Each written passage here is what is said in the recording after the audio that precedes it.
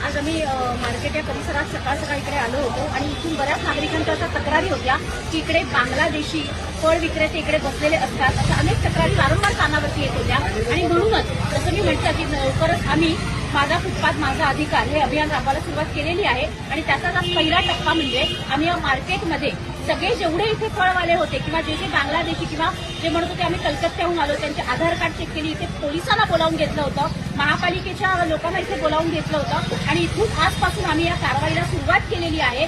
फक्त स्थानिक लोक जी असतील त्यांना इथे बसायला परवानगी आहे. बाहेरून आलेले किंवा हे जे बांगलादेशी आहेत त्यांना इथे आम्ही बसून देणार नाही. त्यामुळे या बांगलादेशीला इथून हाकलून काढलंच पाहिजे आणि त्यासाठी आजपासून ही मोहीम सुरू केलेली आहे. आणि ही मोहीम आता आम्ही येणाऱ्या काळामध्ये रेग्युलर सुरू ठेवणार आहोत. आज पोलिसांचंही देखील आम्हाला चांगलं सहकार्य मिळालं आणि तसंच महापालिकेचं देखील चांगलं सहकार्य मिळालं. त्यामुळे आता वारंवार अशा कारवाया होतील आणि कुठलाही बांगलादेशी विक्रेता इकडे बसणार नाही.